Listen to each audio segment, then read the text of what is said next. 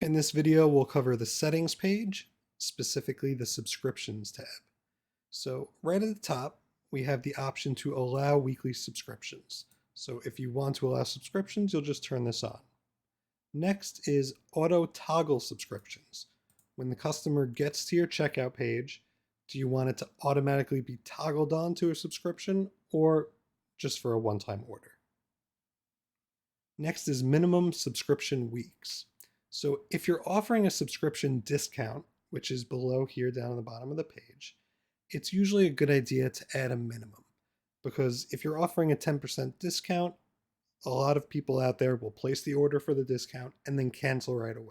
So this is at least protecting you for a minimum of 2 weeks or more for giving them that discount. Next is the allow prepaid subscriptions. So now we're getting away from weekly subscriptions. For the majority of stores, and to be honest, our most successful stores, they usually stick with easy weekly subscriptions. But we do have a lot of functionality if you did want to expand past that. So prepaid subscriptions allow customers to pay for multiple weeks at once. So in this situation, I have it set to 4. So if somebody placed an order today or a subscription today, it's charging them for 4 weeks at once, and they'll be getting a delivery every week for 4 weeks. The only real downside of doing a prepaid subscription is it's not as flexible as a weekly subscription. So with weekly subscriptions, week to week, I can change my order. I can change how many meals I'm getting and how much I'm getting. With a prepaid subscription, since the amount has already been paid, every week your order needs to equal the exact same amount. So if the customer removes $10, they must add $10 back on again. There's no credit or debit system involved there.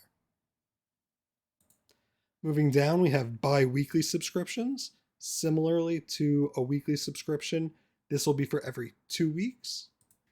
Next, we have monthly subscriptions. So oftentimes, people will confuse this with the prepaid subscriptions. To make it clear, a monthly subscription is something that the customer is getting only once a month. So for example, maybe you're a smoothie company that sends frozen smoothies to your customers and it's just one delivery per month. This would be the option you want. If you're doing weekly deliveries, you do not want to enable that. Next is allow multiple subscriptions. Again, strongly recommend that most people keep this turned off. What this does is it'll allow a customer to create a subscription, and then the next day they'll think that they're logging in to update that subscription, but they'll accidentally create a second. This has pros and cons because maybe you do want to have certain people or certain families be able to have their own subscriptions. But in many cases, what we've seen is that this will end up just leading to confusion for the customers. So the option is there if you want it, but please know it may cause some confusion. Next is the subscription discount. So very straightforward. If they're signing up for a subscription, how much of a percentage do we want to give off? Finally, subscription renewal timing. So when will a customer's subscription renew each week? We highly recommend renew at cutoff. So for example, if my cutoff is Thursday for delivery on Monday, all of my customers' subscriptions will renew on Thursday. It'll charge their card and then it'll generate an order on Thursday.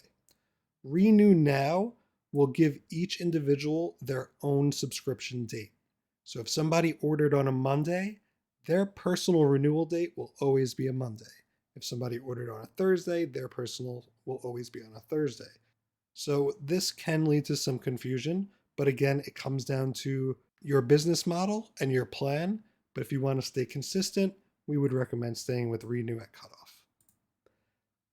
Next is offset hours. So let's say my subscription renews Thursday night at 11 p.m. At 11 p.m., it tries to charge a customer's credit card, but the credit card fails. It's now past your deadline, and their card failed, so there's a chance that they're not going to get their order in. So you could add an offset, such as 5 hours, and this will charge all of your subscriptions 5 hours before your renewal. That way, if a card does fail, the customer and you have enough time to react to that, update the card, or get an order in on time for that customer.